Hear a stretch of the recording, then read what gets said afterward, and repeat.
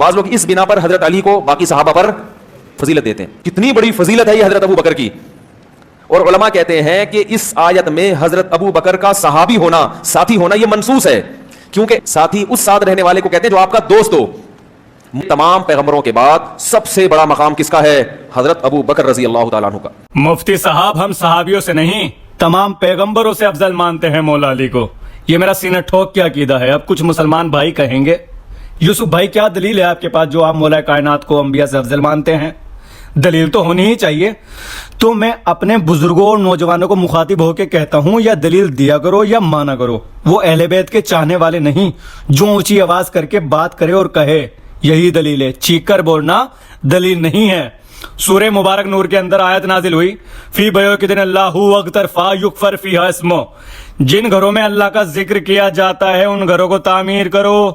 اصحاب نے پوچھا یا رسول اللہ وہ گھر کون سے ہیں جنہیں تعمیر کرنے کا اللہ نے حکم دیا ہے؟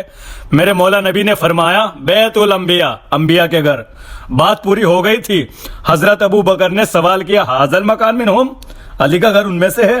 بے ساختہ میرے مولا نبی نے فرمایا نعم افضلھا منہم, یہ ان سب سے افضل ہے.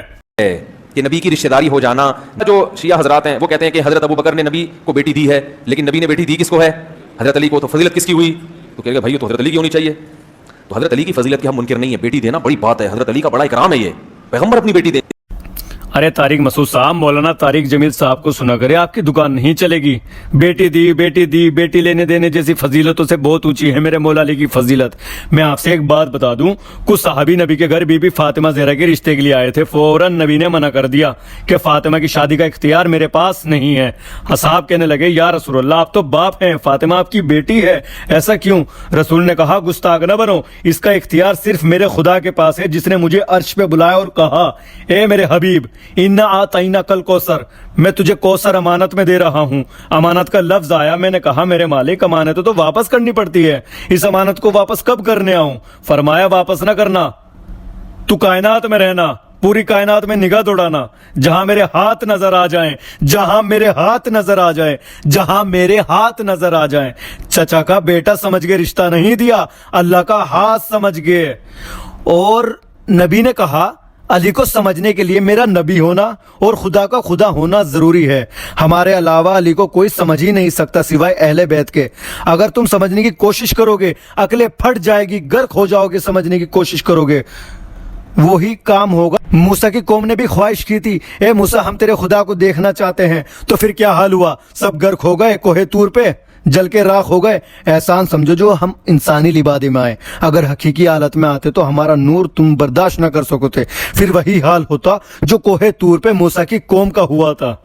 تمام درخت اگر قلم بن جائے اور سارے سمندر کا پانی سیاہی, تب بھی میرے مولا علی کی فضیلت نہ لکھی جا سکے گی. اور ایک بات آپ سے پوچھنا چاہتا ہوں, آپ ایک بات بتائیں, نبی کا ساتھی ہونے میں شرف زیادہ ہے یا نبی کا نفس ہونے میں؟ بھول گئے نبی کی حدیث کہ علی تیرا گوشت میرا گوشت, تیرا خون میرا خون, تیرا جسم میرا جسم, تیرا نفس میرا نفس. ابھی تو تمہاری کتابوں کی سیاہی بھی پھیکی نہیں پڑی ہوگی. تھوڑا شرم کر لو یار, شرم کر لو. نبی کی حدیث ہے جو کوئی فرقہ جھٹلا نہیں سکتا. میں شہر علم ہوں, علی اس کا دروازہ ہے. اور ہاں میری اتنی مجال کہاں جو میں اپنے مولا علی کی فضیلت تمہیں سناؤں. میری ساری زندگی ختم ہو جائے گی, تمام زندگی ختم ہو جائے گی, تب بھی مولا کے فضائل بیان نہ ہو سکیں گے. جانا, نبی کا نواسا ہونا, نبی کی اولاد میں ہونا, یہ جزوی فضیلت ہے. مفتی تقی صاحب کی رائے یہ ہے کہ یزید کے بارے میں کیا کیا جائے؟ خاموش. مولا حسین کی فضیلت کیا بیان کروں تم سے, جو کہوں گا لفظ ہوں گے. فضیلت کیا ہے یہ صرف اللہ کو پتا ہے اور اس کے محبوب کے گھرانے کو. اگر تجھے یزید کا طیفہ کرنا ہے تو کھل کے سامنے آ ہماری آنکھوں کے سامنے. ہم پڑھتے ہیں حسین کا شجرہ, تو بتا یزید کا شجرہ. حسین 3 شعبان کو مدینے میں بطول کے گھر قرآن بن کے نازل ہوا. یزید شام اور حمص کے درمیان حاکم شام کے گھر عذاب بن کے نازل ہوا. یزید کو پیدا ہوتے ہی گھٹی شراب کی دی گئی. حسین نے پیدا ہوتے ہی رسول کی زبان چوسی. یزید کا نانا خبیث عیسائی خاندان سے تھا. حسین کا نانا سید المرسلین ہاشمی خاندان سے تھا. یزید کی ماں محسون جس کے ناچ گانے کو پسند کر کے حاکم شام نے نکاح کیا تھا. حسین کی ماں وہ زہرا تھی جو ایک لمحے کے لیے بھی سجدے سے فراموش نہ رہی. جس کی حیا کا نام قرآن تھا، جس کے نوکر کا نام جبرائیل تھا۔ یزید کا دادا ساری زندگی مخالفت رسول کرتا رہا۔ حسین کا دادا ابو طالب ساری زندگی حوالت رسول کرتا رہا۔ یزید کی دادی ہندہ جس نے رسول کے چچا کا حمزہ کا کلیجہ چبایا۔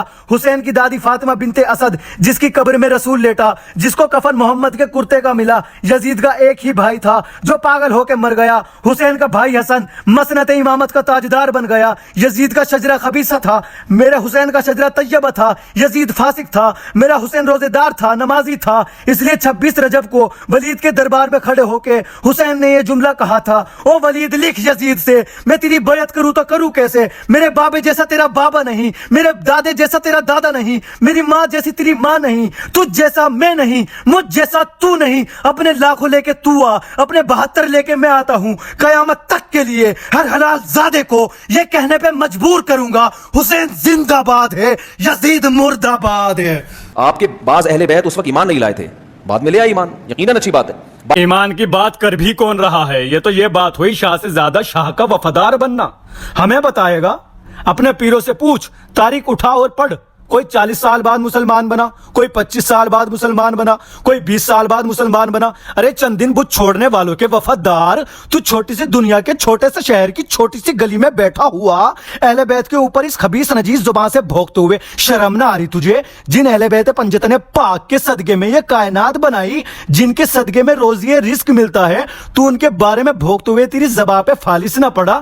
اب تجھے جسے کہنا ہے کہہ دے، ہمارے اہل بیت ایمان نہیں لائے۔ چل، خدا کی قسم اہل بیت ایمان نہیں لائے، مصطفیٰ کی قسم اہل بیت ایمان نہیں لائے، مرتضیٰ کی قسم اہل بیت ایمان نہیں لائے، قرآن کی قسم اہل بیت ایمان نہیں لائے، کعبے کی قسم اہل بیت ایمان نہیں لائے۔ ایمان وہ لاتا ہے جو پہلے سے ہی بے ایمان ہو، اور میرے رسول نے فرمایا، میں تمہارے درمیان 2 چیزیں چھوڑے جا رہا ہوں، جب تک انہیں پکڑے رکھو گے ہرگز گمراہ نہ ہوں گے، ایک قرآن اور دوسری میری اہل بیت۔ یاد رکھنا۔ اسلام کو سب سے زیادہ سپورٹ کس نے کیا؟ حضرت ابو بکر نے۔ تو رسالت کا کام کرنے میں جس نے سب سے زیادہ نبی کی ہیلپ کی وہ کون تھے؟ ابو بکر۔ ہر موقع پہ کس نے ساتھ دیا؟ سب سے زیادہ ساتھ تو سب نے دیا، لیکن سب سے زیادہ کس نے؟ ابو بکر نے۔ تو ٹھیک ہے، حضرت علی یقیناً ہم ان کی خاک کے برابر بھی نہیں، نبی کے مشن میں نبی کا ساتھ سب سے زیادہ کس نے دیا؟ تو یہ فضیلت کس کے حصے میں آئی ہے؟ ابو بکر کے، زندگی میں بھی اور دنیا سے جانے کے بعد بھی۔ زندگی چھوڑو، آخرت تو بہت دور کی بات ہے، ابھی پتہ چل جائے گا کون ساتھی اور کون مددگار اور کون غدار و منافق تھا۔ میرے نبی تمام صحابیوں کو لشکر کو لے کے قلعہ خیبر فتح کرنے آئے تھے۔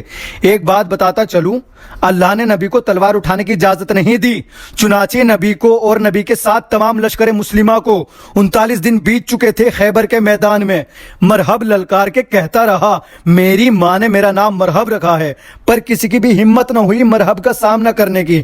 نبی نے 40 دن کا وقت مانگا تھا، 39 دن پورے ہو چکے تھے۔ نبی نے سبھی صحابہ سے کہا، کل علم اس کو دوں گا جو مرد ہوگا۔ رات بیت گئی، صبح کا سورج طلوع ہوا۔ نبی نے اصحاب سے کہا، علی کہاں ہے؟ کہا کہ علی مدینے میں ہے۔ کہا بلاؤ میرے علی کو۔ نبی نے پکارا، نہ دے علی۔ علی کی یہ ختم نہ ہوئی تھی، اس رفتار سے آئے جس رفتار سے نبی معراج کی شب خدا سے ملنے گئے تھے۔ علی آ گئے اور کہا لبیک یا رسول اللہ۔ فوراً وہ علم نبی نے مولا علی کو دیا اور کہا یہ قلعہ فتح کرو۔ جب یہ منظر صحابہ نے دیکھا تو چہرے اتر گئے۔ میدان میں علی آ گئے، مرحب کہنے لگا، میری ماں نے میرا نام مرحب رکھا ہے۔ کسی کی ہمت نہ ہوئی مرحب کو جواب دینے کی، اور جب علی آئے تو مولا علی نے کہا میری ماں نے میرا نام حیدر رکھا ہے۔ مرحب کو فوراً اس کی ماں کی کہی ہوئی بات یاد آئی کہ میدان میں اگر آ جائے کوئی یہ کہہ کر میرا نام حیدر ہے تو اس سے لڑنا مت، مگر اس نے کچھ نہ سوچا اور لڑنے کی غرض سے مولا سے لڑنے آیا۔ مولا نے ایک ہی وار میں اپنی تلوار ذوالفقار سے مرحب کو 2 حصوں میں نیست و نابود و فنار کر دیا۔ پورا واقعہ سناؤں گا تو گھنٹوں کی تقریر ہو جائے گی، ایک قصیدہ پڑھ دیتا ہوں۔ پتھر پہ علم دین کا گاڑا کس نے؟ مرحب سے پہلواں کو پچھاڑا کس نے؟ اصحاب پیمبر تو تھے سبھی موجود، ارے بولو در خیبر کو اکھاڑا کس نے؟ ایک اسلام کی تاریخ کی ہسٹری ہے جو کبھی جھٹلائی نہیں جا سکتی، جنگ احد کا واقعہ۔ جنگ احد میں کافروں کا لشکر نبی کو قتل کرنے آیا، بالکل دشمن نبی کے اتنا قریب پہنچ گیا تھا کہ کتابیں کہتی ہے نبی तलवार के फासले पे थे, 1 गज की दूरी पे थे, बस यूं तलवार चलने वाली थी। नबी ने आंखें बंद करके पुकारा नादे अली, और आंख बंद करके जब खोली तो कातिलों के सर नजर आए। उनके धड़ तड़पते हुए न देखे, खुलती हुई आंखें उनके सर देखे, लश्कर वापस दौड़ते हुए देखे, लहू की नदी देखी। रसूल ने कहा कि अली कहां है? जब यूं सर उठा के देखा तो जानू पे नबी का सर रखे हाथ फेर रहा है। नबी का सर मुबारक अपने जानुए अकदस पे रख के अपने हाथ नबी की पेशानी पर रख के हाथ फेर रहा है। नबी ने आंखें खोलते ही, मैं अब शिबली नोमानी का जुमला पढ़ने लगा हूं, शिया जुमला नहीं है, शिबली नोमानी का जुमला है, उन्हीं का जुमला उन्हीं की तरफ पलटाने लगा हूं। शिबली नोमानी कहते हैं, रसूल ने आंखें खोलते ही कहा, या अली जब सब चले गए थे, भाग गए थे मुझे छोड़ के, तू क्यों नहीं गया? शिबली नोमानी कहते हैं, अली माथा चूम के कहते हैं, अकतरफा बादन ईमान, ईमान के बाद काफिर हो जाता है। इसका मतलब जो गए और भागे अब वो मुसलमान नहीं रहे, वो काफिर हो गए। अब आप फैसला खुद कर ले। जंगे ओहद में रिश्ता ईमान तोड़ के, जंगे ओहद में रिश्ता ईमान तोड़ के, कुछ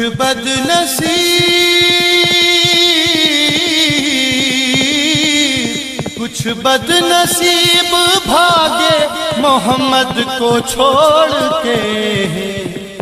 जंगे ओहद में रिश्ता ईमान